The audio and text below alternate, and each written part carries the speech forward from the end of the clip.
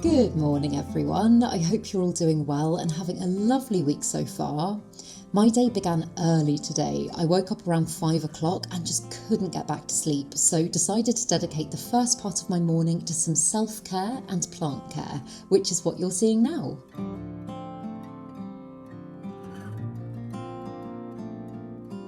It's been seriously warm this week and several of my plants have been suffering in the heat, so I made a coffee and potted about with my watering can for an hour or so.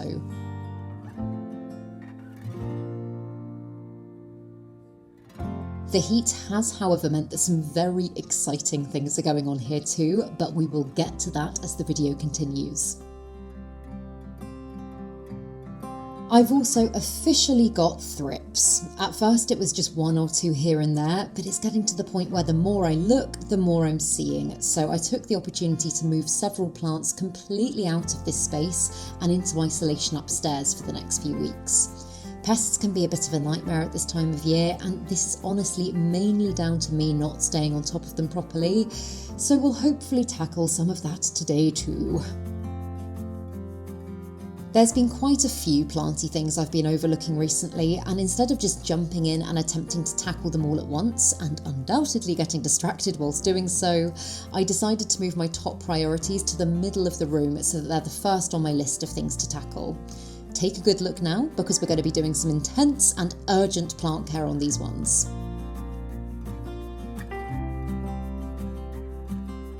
Also, hi if you're new here, my name's Claire and this is Yoli.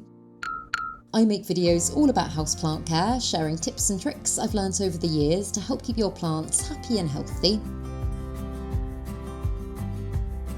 After some serious pottering and as the sun started to come up, I decided to get Yoli out for an early morning walk before it got too warm. I recently discovered a new walk with her and it's got several viewpoints that are honestly stunning. I lapped up some early morning sun while she had a good old sniff about before heading back to start my planty morning.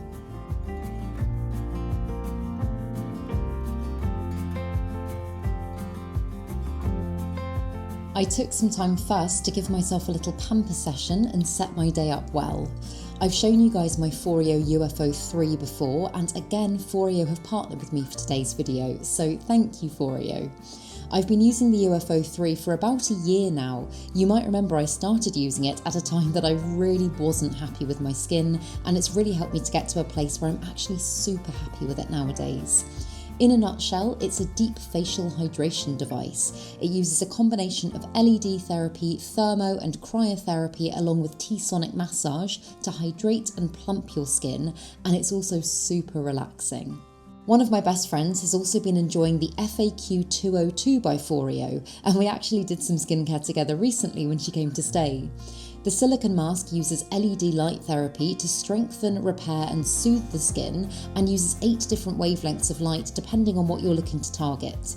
She gave me a little demo of how it all worked and what each individual colour could do for your skin. It can help to reduce sunspots, fine lines and wrinkles, reduce redness, pore size, and I must say her skin was looking amazing.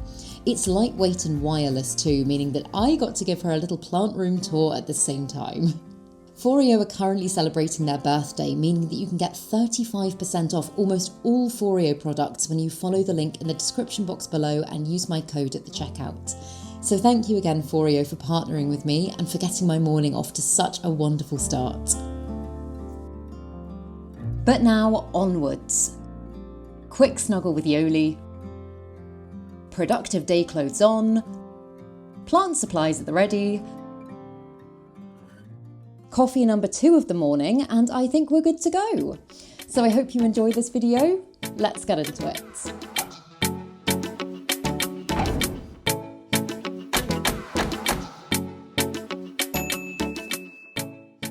So I wanted to start off by just taking you through everything that I put in the middle of the room that I want to get through today.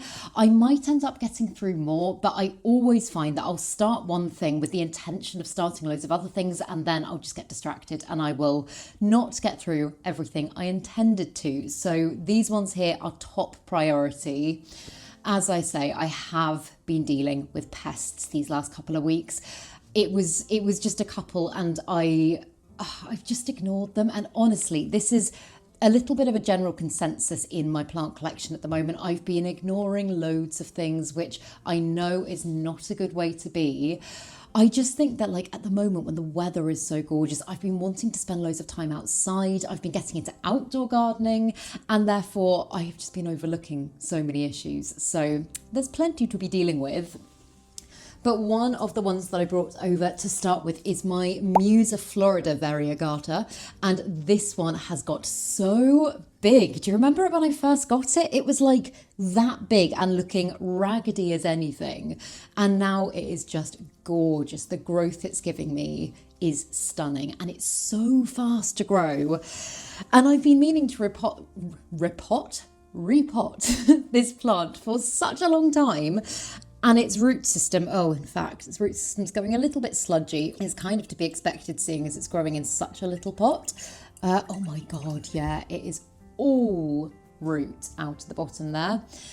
And because I would like to grow this plant as big and beautiful as I possibly can, I'm like, that needs to be done ASAP. I am literally filling this one's reservoir every single day at the moment. And by the end of the day, it's bone dry. So yeah, top of the list. Also, with literally every single plant in my collection at the moment, whenever I give it a water, give it a pot change, moss pole extension, whatever I'm doing, I am also going around with a bowl of horticultural soap.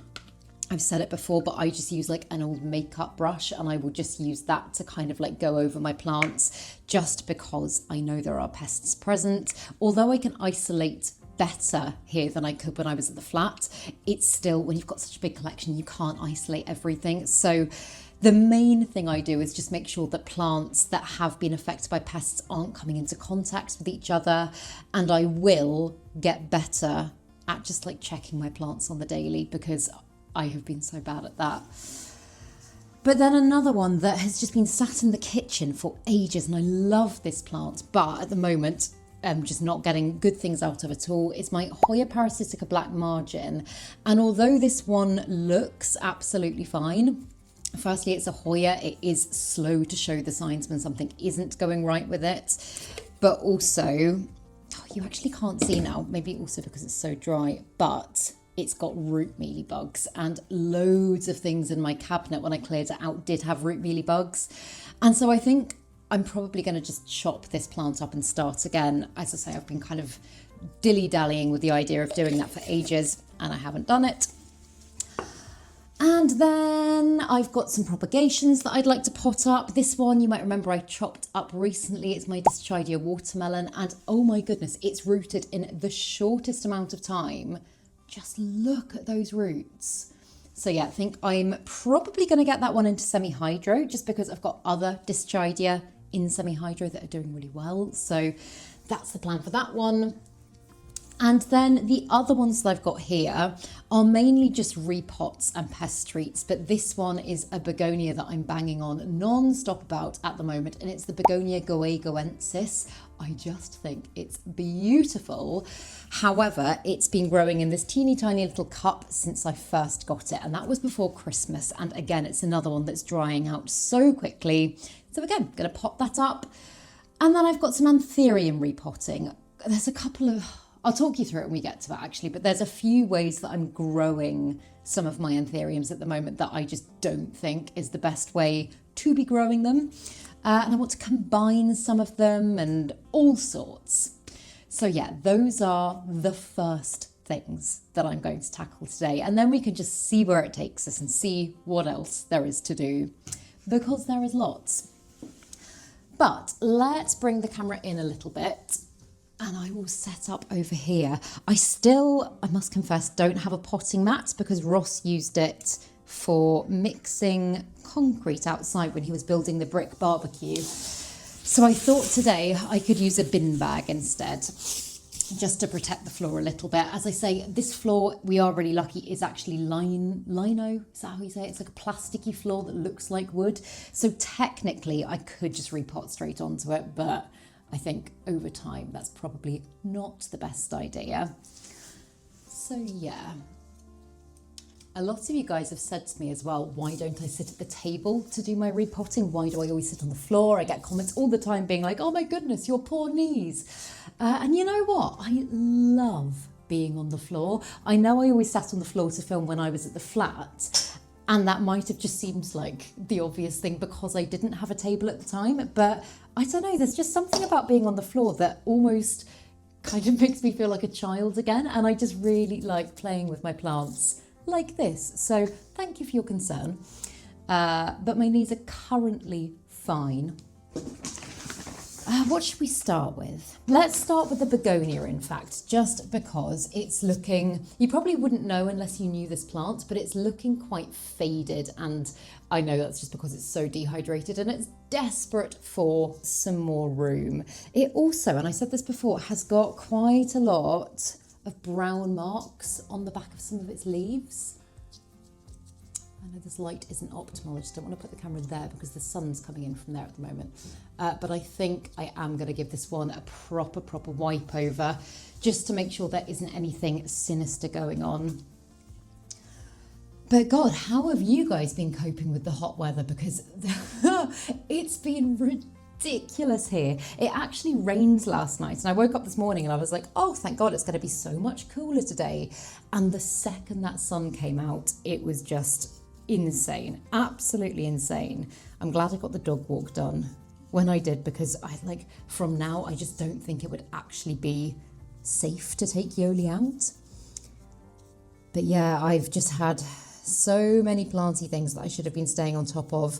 Pest is obviously probably deemed the most pressing, but also plants that have just been drying out at a ridiculous rate. And I don't know, I guess every summer your plant care to a certain extent does kind of step up and you do need to do more, but I've really been feeling it more this year. I just think because there have been so many other things that I've been wanting to do, and I know I shouldn't feel guilty about that, but again, it's just kind of making me go, okay, well maybe it is not a bad thing to think about downsizing in the summer months. Maybe I can spend not the winter months, but the colder months where I don't want to be outside quite so much, thinking about maybe new plants that I want to grow, and then I can kind of have a reevaluate when it gets to this time of year again and kind of go, right, okay, what's working, what's not, and just allow me to kind of curate my collection a little bit more at this time of year.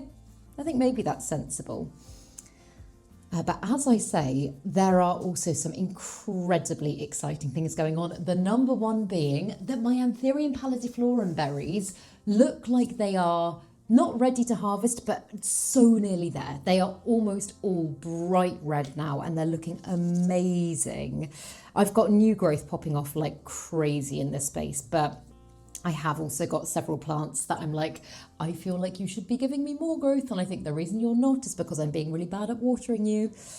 So yeah, I just need to, I don't know, just kind of find my flow again with it all. I do often find I'll go through months of being passionate about plant care and just all I want to do is plant care and it's just wonderful and nothing can go wrong and let's get new plants. And then it just weirdly sometimes one little thing will just kind of shift and I'll be like, oh my God, I've forgotten about the plants for 2 weeks. And then I'm coming back to a ridiculous amount of drama. So yeah, that's kind of where I'm at the moment. Oh, but yeah, it really makes me sad when I see things that could be doing better and I'm like, I'm the one that's preventing you from doing better.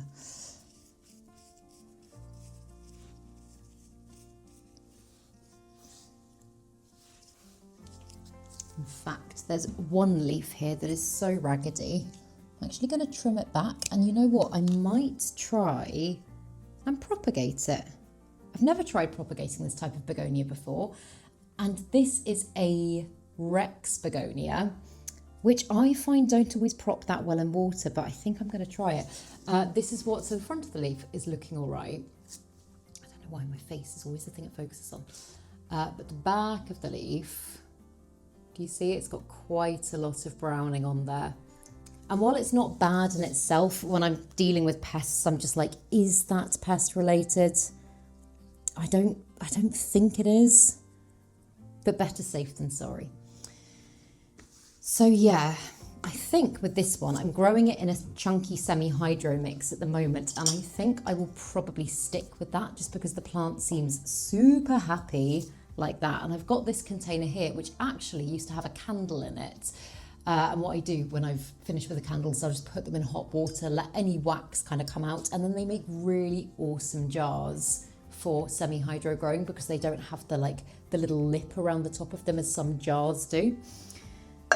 So in theory, I should be able to kind of lift this out and put it straight in without making too much mess, I hope.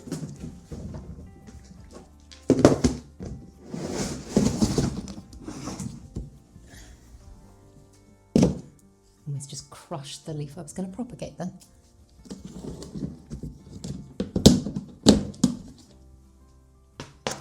Also, those of you that were finding my audio a little bit patchy before, can you let me know how this sounds now? Because I have actually invested in a little radio mic and I've used it a couple of times so far, but I find it quite hard to gauge because I personally didn't think my audio was awful before.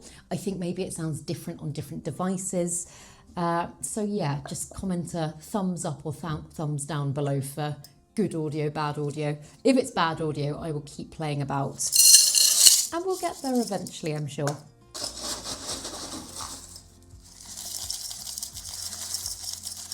But I still do get a lot of questions about semi-hydroponic growing, and I'm sorry if I'm sounding like a broken record here, but for those of you that aren't familiar with it, basically growing in semi-hydroponics just means basically not using an organic substrate and not using water, but using semi-water, semi-hydro. And so basically the mix that I use is things like pumice, lava rock, I believe things like zeolites, and it just allows your plant to absorb the water that you give it via a little reservoir at the bottom of the pot. And essentially it just means that your life is going to be so much easier. It typically keeps the roots of your plant really, really healthy as well because it's great for aeration. And it also just means that your plants are typically much less prone to issues that often come from things like overwatering, because things are much more likely to rot when you grow them in an organic substrate, so i.e. soil. And I love it. It doesn't mean that every type of plant, I'm literally making the transfer to put it straight in because this is already in semi-hydro. Not every single plant is going to love semi-hydro. I know I always say for things like alocasia, I find it amazing. It has changed my life with alocasia. That might sound really overdramatic, but honestly, I found alocasia as a genus really quite difficult to grow before I started growing it in semi-hydro, and now a lot of them are my easiest plants. And I'm still quite new to everything with begonias, but I have found that particularly Rex begonia, really, the ones that I've grown in it, seem to really like it. So yeah, as I say, if you are transferring from semi-hydro to semi-hydro, assuming the root system looks good, you can just go ahead and make the transfer. But if you're going from any kind of organic substrate such as soil, sphagnum moss, then you need to make sure you get as much of that off the root system first before you put it into semi-hydro. So what I usually do is I get as much off with my hands as I possibly can, and then I'll go and run the root system under the tap, give them a good kind of zhuzh about, and then when I've got as much off as I can, then I'll transfer into semi-hydro, because any organic matter that's left on the roots can make them more susceptible to rotting over time. So yeah, I haven't spread that root system too much just because it's quite a thin, spindly root system, and firstly I don't want to damage too many of the roots, but also it does root so quickly, this plant, that I would hope it will start to spread naturally quite quickly. So that is what it's looking like. Already it looks so much happier. And I'm just going to grab my watering can. I'm going to fill a little reservoir now. Also forgot about my coffee. It's getting cold. But yeah, as I say, with plants, particularly ones that do have really thin, spindly root systems, I just try, I say this, it was very dry before, but I try not to let them dry out too much because often the roots just die very quickly. So yeah, hence why I am filling the reservoir right now. And that's, in fact, maybe a little bit more full or fuller than I would usually go for, but I I think that's all right. I think the plant will be happy like that. And also the other common mistake that people make with semi-hydro is they don't rinse off their semi-hydro before they use it. And what I tend to do nowadays, I'm so lucky because I have now got an outside tap, is whenever I get semi-hydro in, I'll either make a few holes in the bag, the sack, whatever it comes in, and I will just take it outside and I will rinse it all off and kind of let all of the dust filter through. Obviously, if you've got semi-hydro in a container like this, which is what I then transfer it to afterwards, if you're constantly like shaking that container around or it's being moved about a lot, over time that dust is going to build back up. So if that's the case, you might need to rinse it again before you use it. But typically, like for me, my boxes of substrate live in my cupboard of chaos, and that's literally where they always are. They go from there to this room and back again. So I usually find that the one rinse is enough. But yeah, I made a video the other day on how to care for your Alocasia regal shield, and quite a lot of people were saying that they'd struggled with semi-hydro, and I was like, that's definitely an area where people go wrong. I myself have gone wrong with that in the past. So yeah, it is a little bit faffy, but I promise you it makes a difference. Cool. Okay, I'm going to just pop that one back over here. Oh, you know what I haven't checked on in a minute is my Begonia iron cross cuttings, and I can in fact probably take the cling film off them now. Oh my goodness, yay. So I got these from one of you guys. I got these from Rosie, who's on my Patreon. I met her at Malvern and she very kindly brought me some little cuttings, and look, they are properly starting to grow now.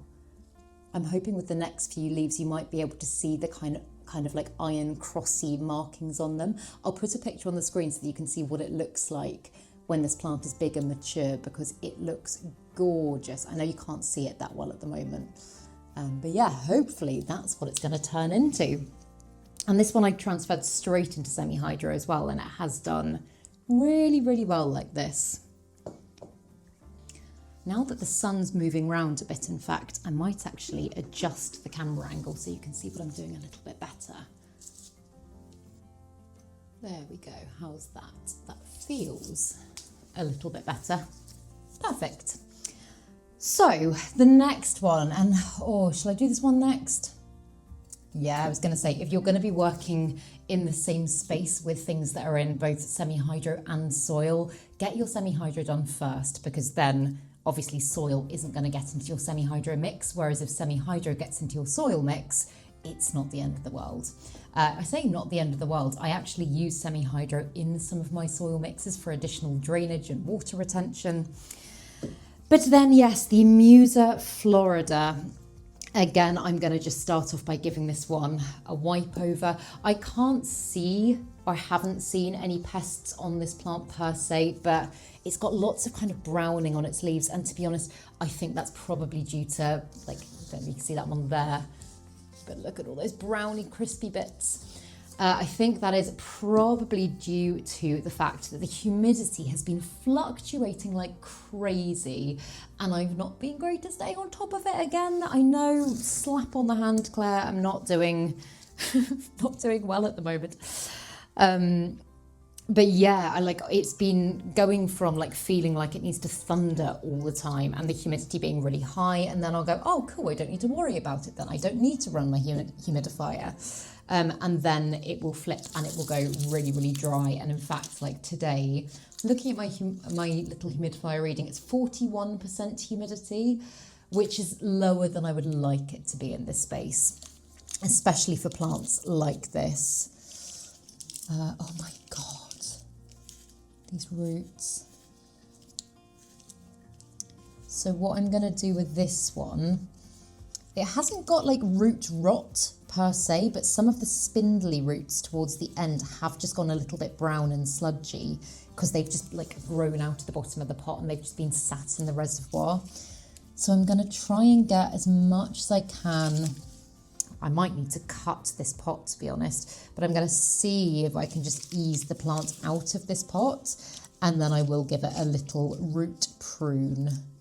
Just trim back some of the spindly ones. kind of coming apart quite nicely, which is unusual. Sometimes this can be an absolute mission. Oh, but yeah, like look at that. Like not bad, but just a little bit brown and not as healthy as they can be.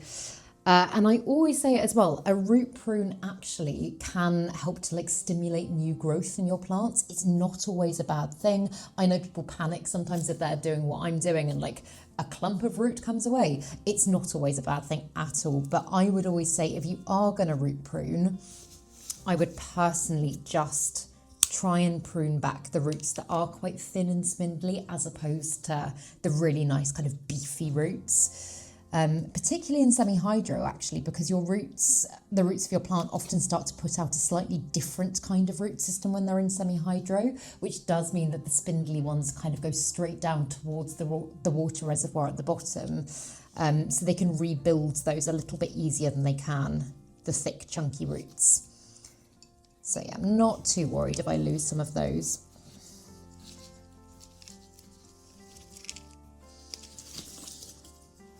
Oh, you know what? I was going to pest treat this plant first. I'll do it afterwards. But yeah, another thing that I've been saying to myself in my head for such a long time now, like, God, I'm awful. But weeks and weeks and weeks, I've been saying I need to get some biological pest control going in this space. I need to get some predatory mite sachets. They are so good at keeping things at bay. And since I've moved in here, to be honest, I haven't, God, I've been here January, February, March, April, May, June. I've been here like 5 months now. That's crazy. But I haven't really put many pest preventative measures in place since I've been here.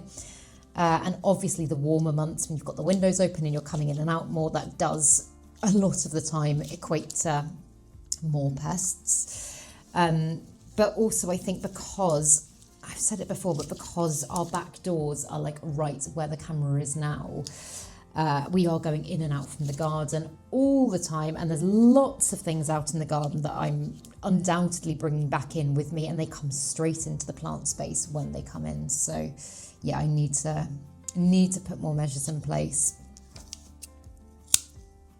In fact, that is the first thing I'm going to do when I finish filming this video. I make excuses and I don't know why. I think it's my strange ADHD brain, but I'll always be like, yes, I'll do that in a minute. And then I'll find everything else possible to do so that I don't have to do that one thing. And ordering pest supplies is not a big thing to have to do. So I need to just get on with that, really. So I've untangled the roots at the bottom to the point that I feel like I should be able to pull this plant out of its pot. I'm just trying to separate the healthy, non-rooty semi-hydro at the top, and I can reuse that straight away. So yeah, just giving the plant a little tap and trying to get some of that out. And then I do hope I won't have to cut this pot, just because I really like these transparent pots. They just really allow you to be able to like monitor your roots really well, and I can tell that the roots in there are so healthy. So yeah, I really hope it will just pull out. Oh, there we go.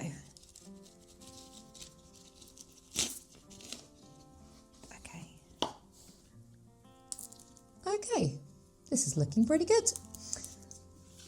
The sludgier ones at the bottom, as I say, I am going to trim back. The last time I did this with one of my alocasias, lots of you commented saying like, are you not going to treat that plant for root rot? Are you not going to do a hydrogen peroxide treatment? And again, like, I don't think there's any harm in doing that in a situation like this. But to be honest, if there's loads of other healthy roots and none of the roots are actually rotting, I won't do that. Like, this is personal preference and probably quite a lot of laziness as well, but I won't do that unless I find actual cause for concern. If you're not sure as well, if you're dealing with root rot, sometimes just giving your roots a really good sniff is a way to tell, and like these ones smell absolutely fine. So yeah. I am, however, unlike the begonia that I just dealt with, I am going to try and break this up a little bit. just so that then I can spread the roots in the new container. Again, not that I don't think they'll spread themselves quickly, but I'm now going to separate this semi-hydro as well, just because this is going to undoubtedly have some roots in it, which I don't want.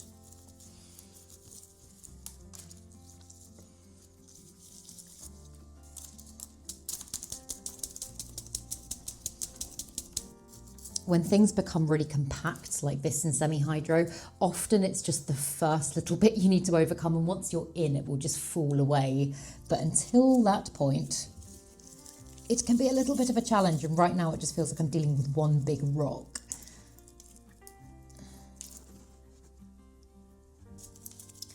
However, this is very off topic, but for any of you that wear nail varnish, I've discovered a really good nail varnish. This is not sponsored in any way, but I just find that it, oh, in fact, it has just chipped. Okay, maybe I shouldn't be saying this.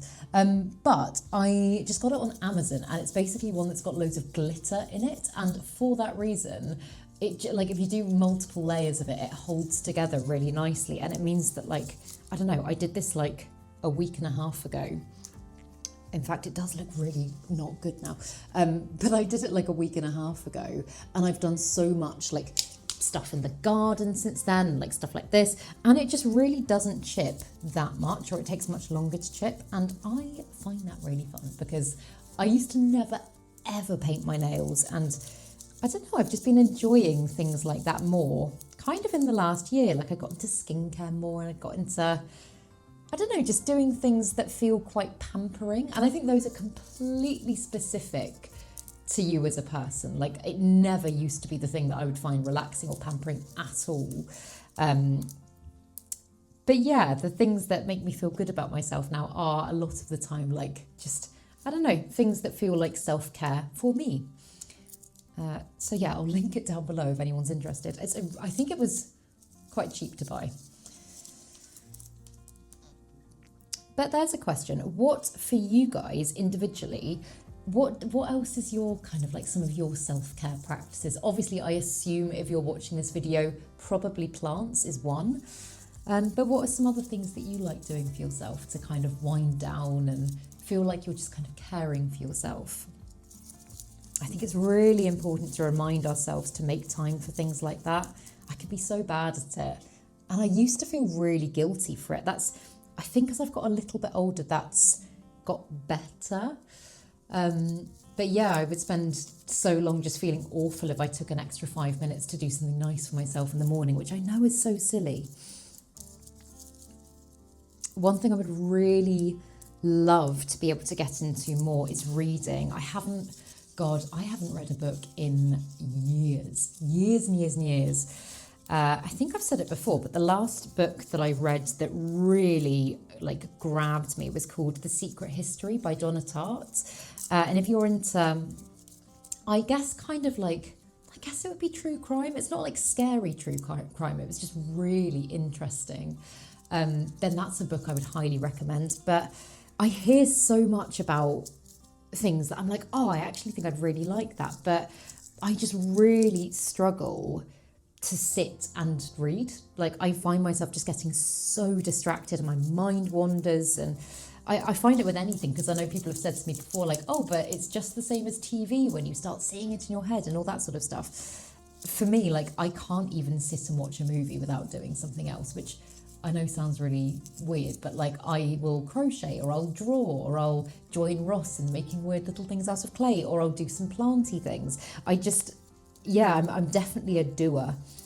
And I think for that reason, it's why stuff like plant care is something that I've always found very meditative, because I'm like, I can be doing something whilst also kind of doing nothing. So yeah, that's definitely how I found plant care as self-care. God, also, I know I said this would get easier. It's not getting much easier yet.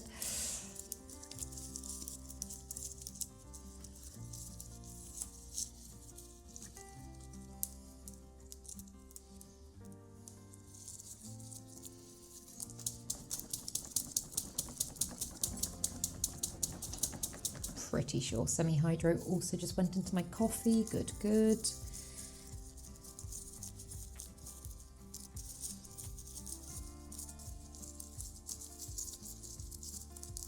I've also got another question for you guys. But can you let me know if there's any plants that you're specifically struggling with at the moment and would like some advice or anything like that on, because I'm trying to get better at pre-planning what I do here on YouTube.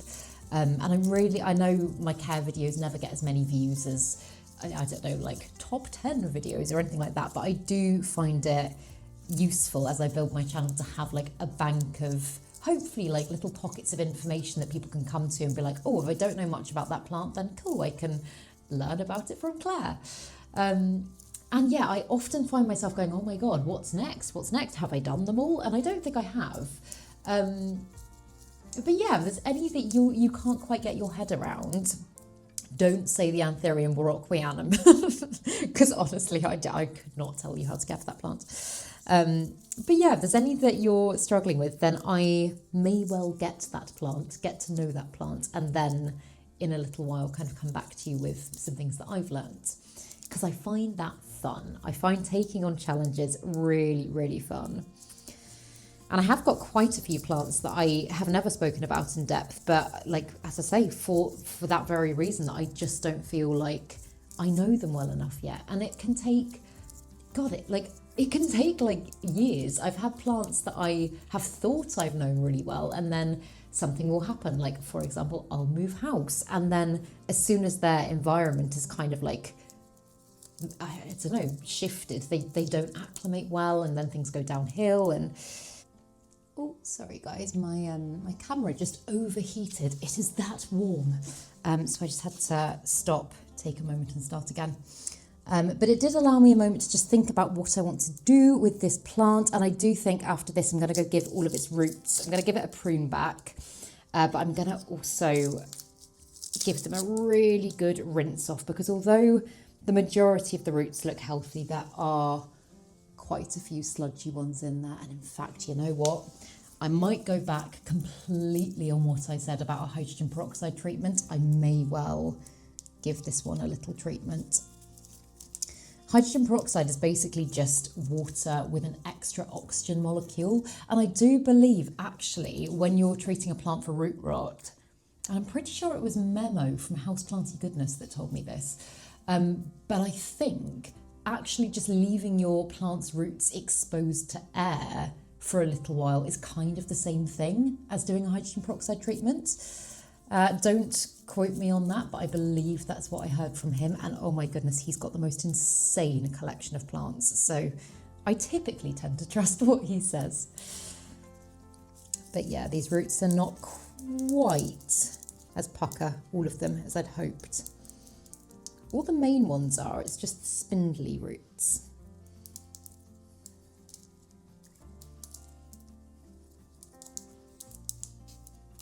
But yeah, that's what I was saying about getting to know plants and how it can sometimes take a really long time. I think whenever you change a plant's position, or like, as I said before, environment, that is something that really can throw such a spanner in the works. I've had plants that I feel like I know so well before, and then there'll just be something about the new environment that doesn't quite match them, and it will go from being a really, really easy plant to like one of your most difficult plants. And you know what? I could say that about the Drimonia cherubigana, the one that I got, in fact, it's just behind me here, or one section of it is this plant here. I got this one, it's also got clay on it for various reasons at the moment, but I got that plant at the beginning of 2024. Oh dear, it's now falling off the shelf because it's so dehydrated. Yeah, I got that plant at the beginning of 2024, and I know I always bang on about it, but it was the fastest growing and easiest plant. I literally was saying, I was like, oh my God, I've never had a plant so easy.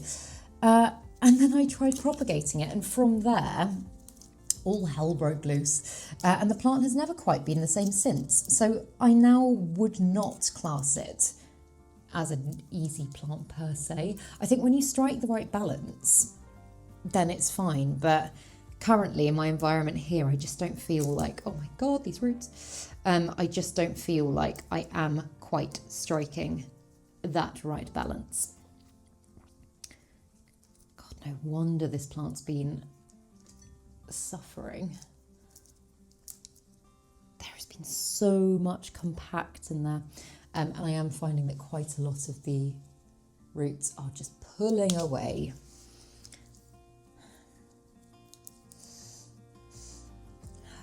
I still can't smell rot though.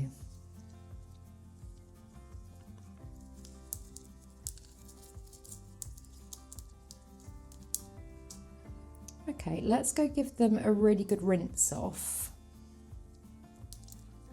And then I'll see if I want to do a treatment after that. They might be okay.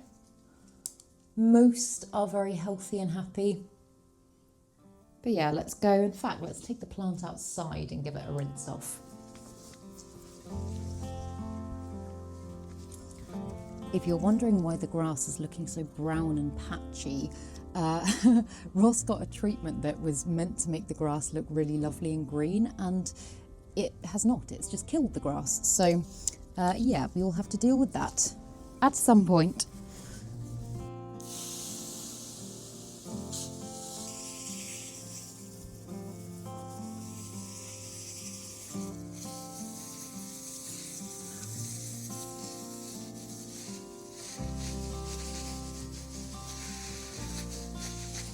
And you know what? Most of the roots that I was a little bit worried about have actually just kind of pulled away by themselves. So I'd say like 90% of this root system's looking good, and therefore I don't think I'm going to need the hydrogen peroxide. I think I'm going to take the risk. Yeah, so I'm opting to not do the hydrogen peroxide treatment, just because I'm pretty happy with these roots. This is a time where I would probably say, if you're worried about it, go ahead and do the treatment. And I know I should be setting a really good example here. However, guys, it's my plant. I really do believe that it will be fine. I don't think I'm massively cutting a corner in doing this, she says.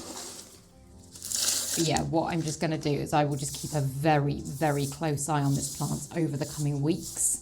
And if there is any cause for concern, if I start noticing any changes in the foliage, then yeah, I will whip it back out and I will do the treatment. But I'm hoping it won't come to that. I'm also hoping I've got enough semi-hydro left. My God, yet again, I'm running short.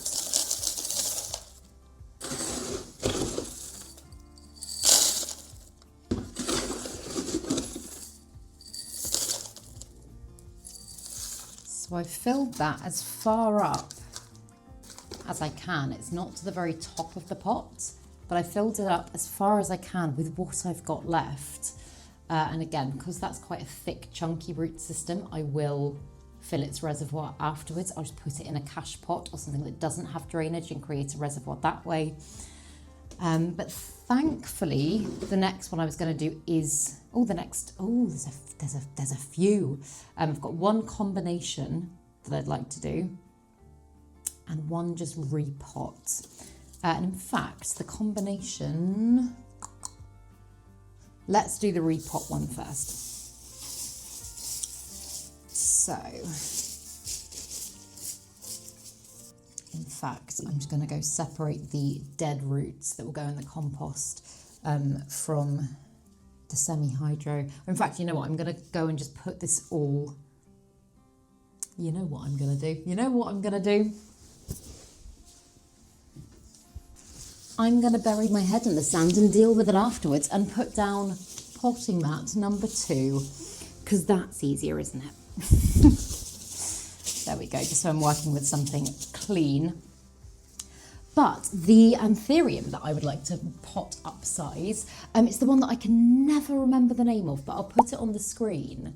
And that's what it looks like. It's absolutely beautiful. And as you can see with that new leaf there, it's really starting to size up. But oh my God, this one is so rooty. It's actually got beautiful roots. They're bright pink and they're starting to come out of the bottom of the pot there, which is so lovely. I'm so excited about it.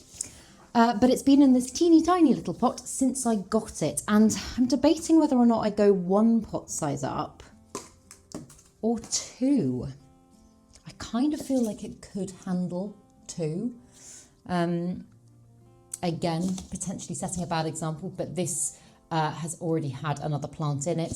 If I've got a plant that has had no issues whatsoever, no pests, no like root problems or anything like that, and it has just been in the same substrate as I'm transferring from one to the other, I don't sterilise my pots. Again, if you want to be really, really careful and cautious and ensure that you don't have any issues, then of course I would recommend sterilising your pots between uses. But so long as there's been no issues, again, for me, I don't.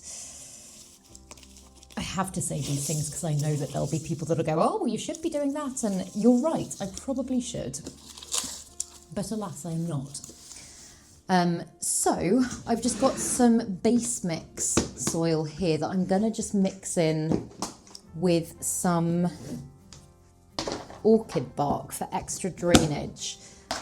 The soil that I've got here, in fact, I'll show you it. I believe this is a combination. This is Soil Ninja's base mix mixed with Cybotanica's soil mix that they sent me to try out a while ago. So it's a complete combination of soil, perlite. There's a bit of grit in there as well. I can see some coco coir, all the lovely good things, and actually looks very similar to the soil mix that this Anthurium is currently in. And look at those healthy roots, aren't they gorgeous? So I'm going to mix as I go, seeing as I don't have another pot. So I will mix in the pot.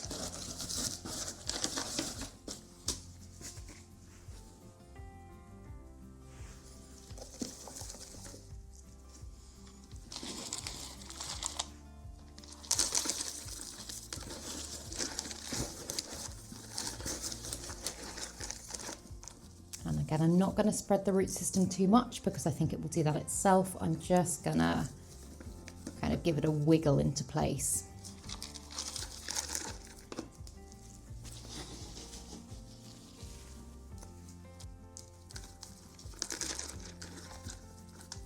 And I was actually hoping to try my crystallinum, which is the next one on the list. I was hoping to try that one in semi-hydro because I've heard people, like I'm always a little bit funny about Anthurium and semi-hydro just because I haven't always had the best luck with it.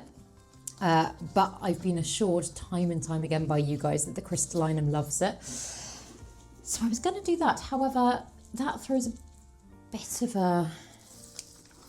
another spanner in the works because I don't have any more semi-hydros. So if that one has to wait, it's not the end of the world.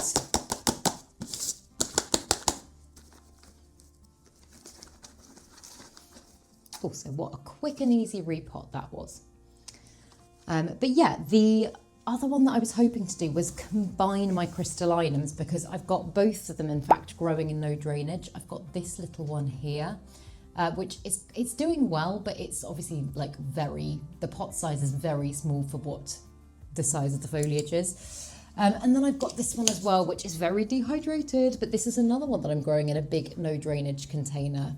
This one's been a little bit battered and doesn't look as healthy as it could be. And I was like, I could just fill the plant out by potting them both in the same pot, meaning that I've only got then one plant to care for, or like the equivalent of one pot plant to care for. But that's not as pressing as some of these other ones. I can, in theory, wait with that. But what I might just do is I might flip the camera around actually and just take you through some of the things that are going on in this room because, as I say, it's been a bit of a uppy downy time for me plant care wise. There's so many things that are going wrong, but also there are some things that are going very, very right. So yeah, I'm just going to take you off the tripod and give you a little mini tour.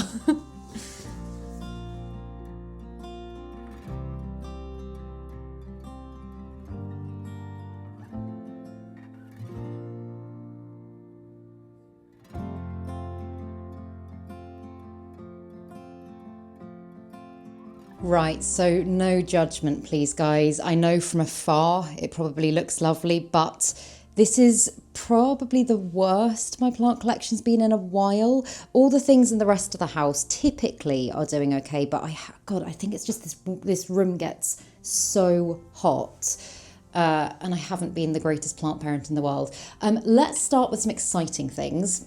As I have already talked about in this video, my Anthurium pallidiflorum berries, just look at them. They're so beautiful and red, and I do think they're going to be ready to harvest soon, which is very exciting.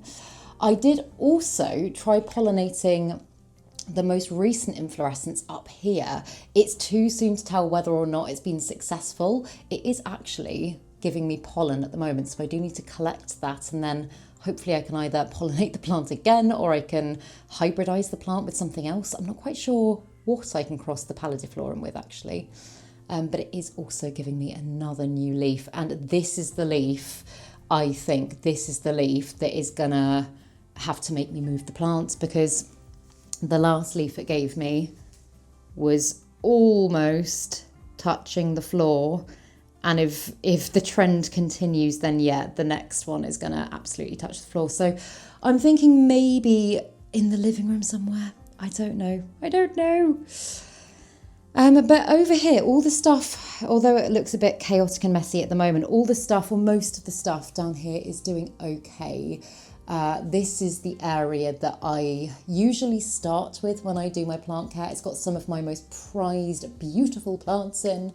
And so I must confess I stay on top of these ones more so than I do some of my others. The little Aristolucia leucanura, which is this one here, is one that I've had questions from you guys about, because I know when I got this plant, I said that this one was supposedly notoriously hard to grow, and I was a little bit nervous about growing it, and you know what? The rumours are true. It's so difficult. I've been keeping it in like all of the right conditions. It has good, on the whole, good humidity, good water, because it is a plant that likes staying fairly consistently moist, but you can tell it is starting to yellow. And at the back here, if you look at the top, it did have a growth point that came in, and I was so excited about it, and then it died off really quickly, and it kind of looks like it might be giving me another growth point, but I don't know, I don't want to rely on that. So yeah, at the moment it's a struggle plant. Also, annoyingly, these lovely IKEA shelves that I spray painted when I first moved in, they're all scratching, and although a few scratches doesn't bother me that much, I'm like, maybe I should at some point get everything off them and redo them. Oh, I don't know. It's just another one of those things. I think when I'm not happy with stuff in this space, I look at that and I'm like, and also it looks horrible. But yeah, as I say, there's nothing massive to report on in this section.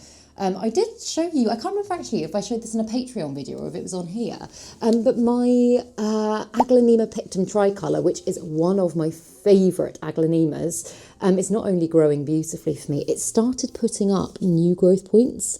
You can see that one just down there. And there is in fact another little one coming just there, which is so exciting. Also, I'm just aware I'm wearing a microphone, and I have a feeling I might have just covered the microphone, so sorry if that was a bit muffled. But also my Anthurium angamarcanum, now it's out of the prop box, is giving me lovely growth, which is really exciting.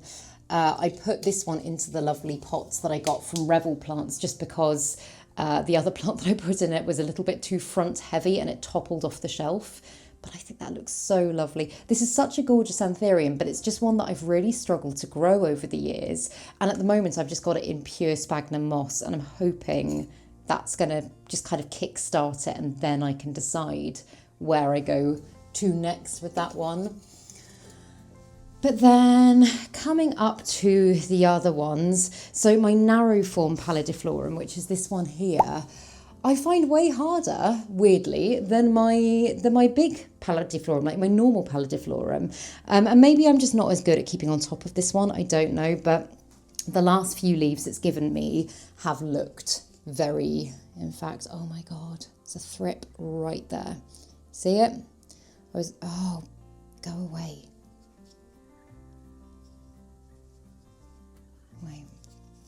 Okay, yeah, that's one I'm gonna take out and I will take upstairs to the shower afterwards. Oh, dearie me, I've just got so many at the moment that I need to do stuff about. Doubtless that will not be the only thrip we see in here. Also, the reason that I have not yet chopped up that section of my Rephotophora foraminifera is because I found thrips on it, and I'm like, I'm not going to send cuttings out to people that might potentially have pests. So yeah, that will come at some point. However, the main section of the Rephotophora foraminifera that I put onto the moss pole is doing amazingly well, and it's just given me this beautiful new leaf just there, which I love. I think it's so gorgeous. And in fact, my Anthurium Regal Magnificum, this one, I thought this leaf, I mean, granted, it's not perfect, but I thought this leaf was going to be way more cracked and battered than it actually has turned out to be. I think the general consensus from those of you that I've spoken to about why this might be happening with this plant is lack of nitrogen. So I think I need to get some fertiliser that's higher in nitrogen for when this plant, I mean, probably just in general over the growing season, but particularly for when this plant is giving me new growth. It's another one that I am currently just growing in sphagnum moss, and it has seemed fine like that so far, but I don't know, again, maybe I need to make a change. I must say though, one thing that's making me so happy is my Hoya linearis. I potted it up with some of the cuttings that I took as propagations recently, and it's just made such a beautiful full plant, and it's got to be hands down one of my favourite Hoyas. Also, I'm highly aware that I just squashed a thrip and now I'm touching this plant. Again, should probably go wash my hands. Oh, in fact, let's go wash my hands. Okay, we're back. Yeah. Hoya linearis, love that one more than life itself. It's so easy. I love just having it hanging there in the skylight. It gets fantastic light there.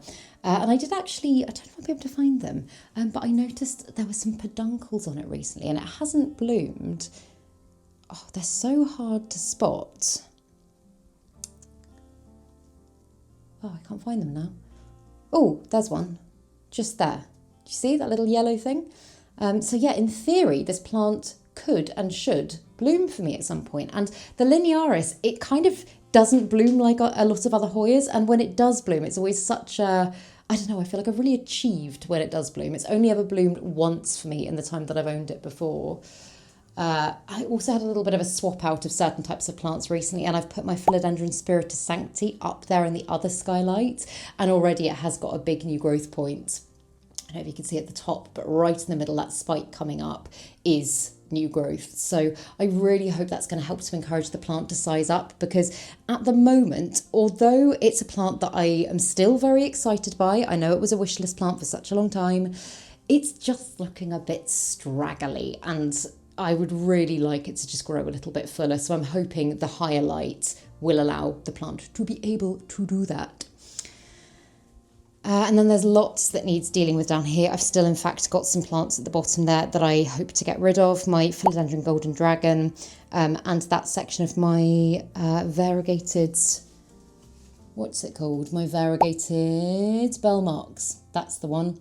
Yeah, both of those are on my to get rid of list. I've got people that are interested in both of them. That one's in fact going to one of my friends, but I just haven't had a chance to do that yet. There's more. Oh, you know what? At the beginning of this video, in the little montage intro I did, I showed this plant ridiculously dehydrated. Let's take it out. This is the Aphelandra sclerosa. And although it's not looking perfect and it has been a bit neglected, it just goes to show how dramatic this plant is, because I gave it some water and it's perked right up, and that's literally been 3 hours since I did that.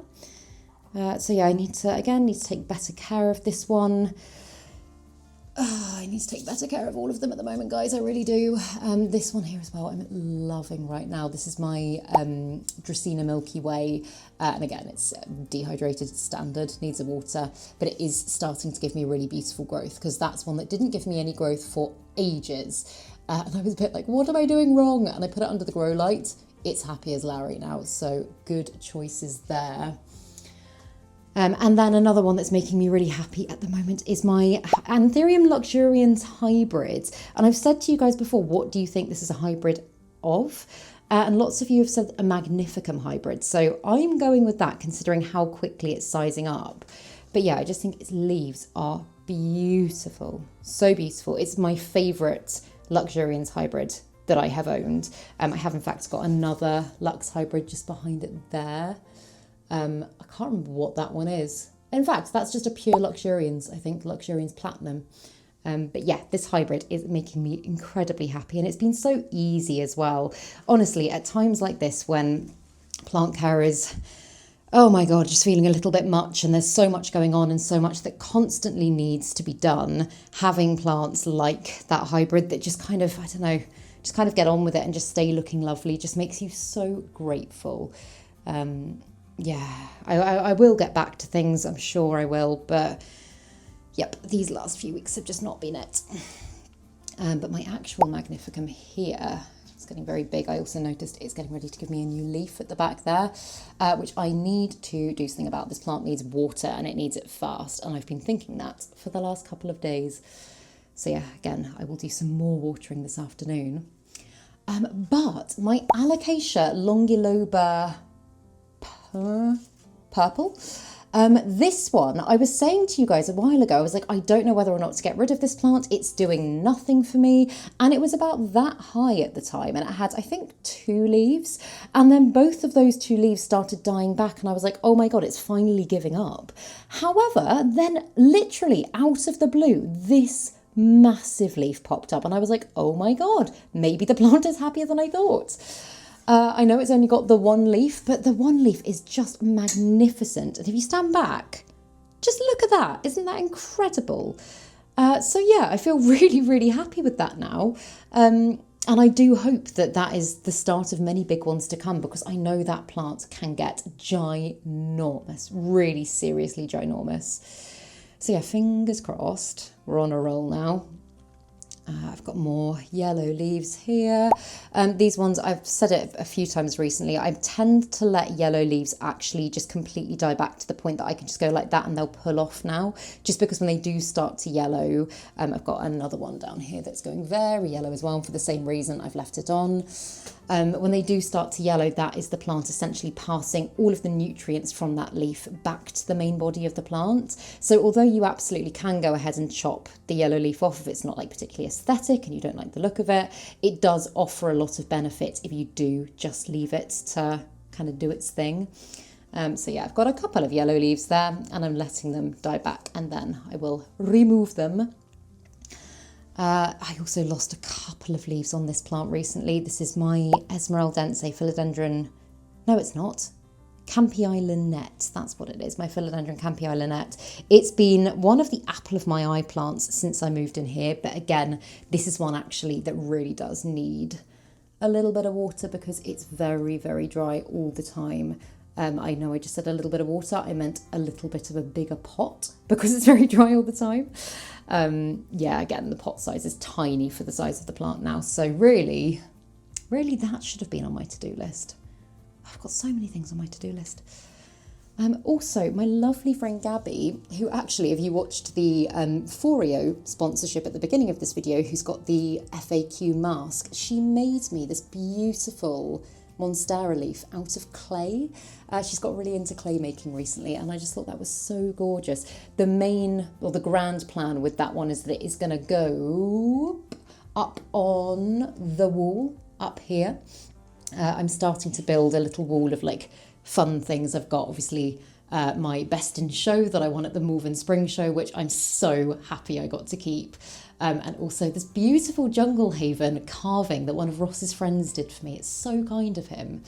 And actually, if we come down back over here, oh dear, by my, oh God, my very unhappy Begonia Sinbad, you guys. Look at this.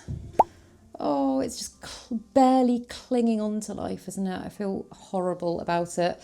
But just down there, that is the gold medal that we won at Malvern, or the printout, should I say, of the gold medal. And this is actually quite funny. I know it's on its side. I'm currently on a chair and I can't quite reach it with everything in the way. But it says on there, presented to Worcester Terrariums, Grow Tropicals and TheJungleHaven. And I did say to them, is there any chance I might be able to get TheJungleHaven instead of just JungleHaven? It was a whole big thing, and it arrived in the post a couple of weeks ago, and yet again it just says JungleHaven.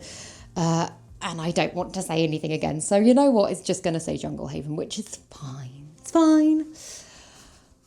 But one weird thing that happened recently, you might see the bottom of my bird of paradise here. So this one had it had one leaf that was kind of quite well established, and then it had a beautiful new leaf that was starting to come out of that leaf. Granted, I did move this one from the spot it was in over there to, I swapped that and my Monstera Deliciosa just because that one was getting so big we could barely get in the room. But then I was working at my laptop, I think two or 3 days later, and I just heard this crunch, and I was like, what was that? And all of the new growth on this side had just snapped. It had literally just fallen off, and I don't know what prompted it. I can only assume that I somehow damaged the plant before, and I obviously didn't mean to. And so, yeah, it's been very bare on that side for the last couple of months, and it's just given me that tiny little half leaf. So I do hope that now more growth will just start to come in. Bit of a shame, but yeah, it's a bit of a giant, this one nowadays. It's another one that is very dehydrated. Also, do you want to know some more shame in my life? Graveyard of plants, a lot of them are still there. They're still there. I just haven't been able to bring myself to deal with them. So I come into this room every single day and I look at them and I feel very bad about it. And yeah, God, sometimes I'll just get these motivational kicks, and when they kick in, they are brilliant. But when they don't, then yeah, just feel bad. So yeah, I know I'll get round to it at some point, but yeah, for now, dead plants or dying plants or plants that need stuff doing to them. I got through about 5 or 6 of them, and then I just ran out of energy. So, but yeah, Bop, Bird of Paradise. I think I need to stake this one a little bit because it's just going a little bit wobbly, and I really would love it to grow up, but I think in order to do that, I'm going to need to put some kind of grow light above it in this corner, because obviously otherwise it's going to just keep chasing the outdoor light, which is to be expected. But yeah, I think maybe introducing a grow light over there might not be a bad thing, just to encourage some more upright growth. Also, I haven't really found a way that I like growing this one, but this is a little section of Burrow's Tail, and I've got, oh God, I just knocked a bit off. I've got, I think, about 4 different sections of Burrow's Tail in my collection, but this little one, oh my God, it's so fragile. But it's just growing like that, and it's just got very, very long, and it makes me happy. I like it, and it just lives sat in the corner of this pot here and seems fairly happy when I don't knock it. Part of the reason why it's out of the way here. Oh, and this again is exciting. The Hoya Rosita that I adopted from Emma's collection a while ago actually is yet again in bloom, and oh my goodness, its blooms smell so gorgeous. Look at that, isn't that stunning? And you can see all the little droplets on them. They actually, that's kind of like nectary if you put it on your finger and then, oh, can you see the droplets? Maybe not. Yeah, there you go. And then you taste it. It's really yummy. It's just like honey. It's beautiful. I've heard of people making syrups and stuff from that before, because obviously Hoya is a non-toxic plant. This is safe to ingest. So yeah, I would love to do, I guess you have to have loads and loads and loads of Hoyas in bloom at the same time to be able to do that, but I would love to do that at some point. And then my Mandula Pothos, always very happy. Honestly, such a great plant. It's just kind of climbing round my Monstera at the moment, and I have got this big bare patch in the middle of my Monstera, so I'm kind of happy it's doing that.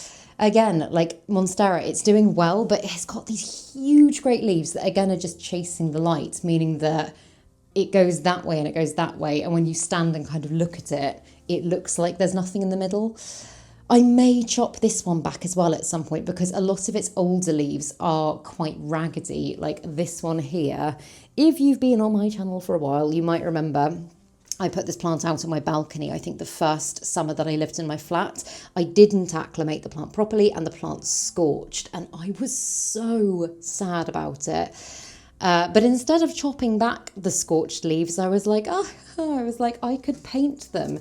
Not something I would recommend doing at all. Again, like I say, this is my plant. I could make mistakes with my own plants. But yeah, there's several bits on there that are not only raggedy, they are, you see those bits there?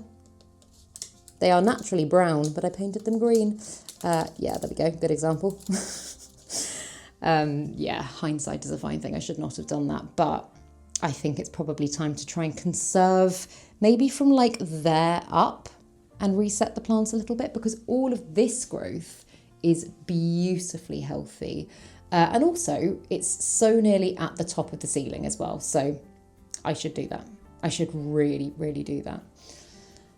However, another positive one, Rhaphidophora tetrasperma, I trained this plant to start to kind of climb around the walls when I first moved in. And it's just gone crazy. Like loads of bits of growth are starting to kind of grow off it as well. But look at that.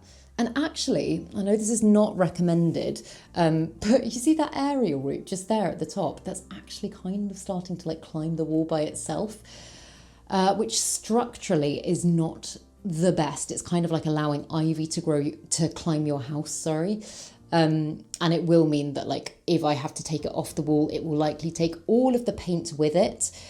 But for the foreseeable future, seeing as this is very much going to remain my plant room, I'm kind of just letting it do its thing. If it goes a bit wild, fine. Also on the note of things climbing the wall, my Scindapsus over there, my God, that's dehydrated. That is so dehydrated. Look at how curly its leaves are. Oh God, I'm a bad plant parent. I really must do that today as well. That one also needs a repot. I need a proper reset. I really do. I really need a proper reset. This is feeling like a lot right now. But then, like in classic fashion, I'll turn a corner and I'll be like, oh my God, I love plant care more than anything. I must have all the plants. And then I'll be back on it and I'll feel fantastic for months and I'll probably buy new plants and blah, blah, blah, blah, blah, which obviously is a strange way to live, but that's just how I do things. Hanging plants on the whole, doing really well, really happy with them. My Boston fern is such an apple of my eye nowadays. I really love it. I'm so proud of it and how well it's doing. And in fact, this is a very, very thirsty plant, but it's a very good one because it goes incredibly pale when it's thirsty and it kind of lets you know that it's ready for a drink. So yeah, whenever that happens, I'm like, whip it off quickly, give it some water and it bounces back almost every time. Almost every time? Every time. So far. I also I need to repot that one. I've got so many other things to do, but let's just keep the main updates to this space. Down here again more. I've got a lovely new leaf coming on my Alocasia Regal Shield. I did make a care video on this plant the other day as well. It's one of my favourites. I just love it. It's been so easy. And of course, my Alocasia Portadora, which, can you believe, this is it nowadays. It's getting so big again. The main corm in the middle, which is obviously what the plant was growing from before, has just sprouted all of these other growth points. However, I must say, okay, get ready to see some pests, because this is one that I always struggle with pests with. Oh, you know what? It's not as bad as it could be. It's actually not as bad as it could be, but I find pests on this plant so regularly. It's always been one that I've struggled with pests with, and now that it's back, and obviously there are pests in this space, I have squashed many a thrip on this plant recently. But it does make me really happy that it's bouncing back, because that is one of the plants, out of everything that you see in this room, that's one of the plants that I've had in my collection the longest. I've chopped it back and restarted it countless times. And it's always just done really well. So yeah, I'm so proud of it. But then yeah, there's other stuff going on as well, guys. There clearly is. There's lots of things that aren't looking great, but that's just a kind of general sense of where we're at with everything. And garden-wise, as I say, I have been spending so much time out there and I've just been loving it. Don't get me wrong, I can say still with a lot of certainty that I think I will always primarily be an indoor gardener as opposed to an outdoor gardener. But I think just because we're creating such a lovely space out there to be able to enjoy, it's just been so nice going out there and just hanging out and having pizza from the pizza oven and doing some like gentle potting and planting and all that sort of stuff. Also, I was going to say the geranium or pelargonium that's in that hanging basket. Isn't it just beautiful? I just love that. Like looking out of the window and seeing that makes me so happy.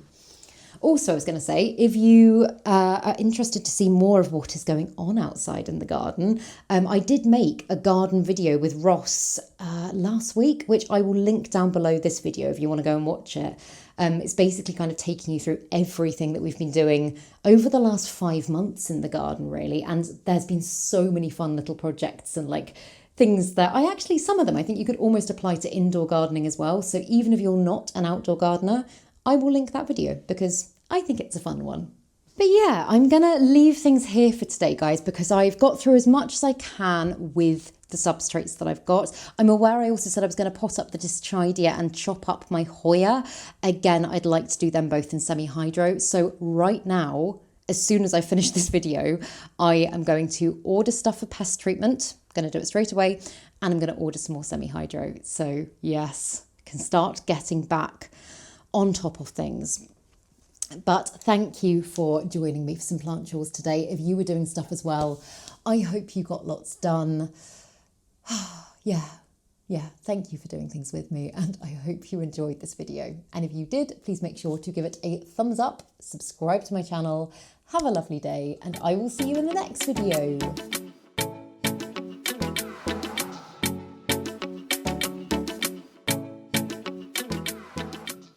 Stay sexy, plant lovers.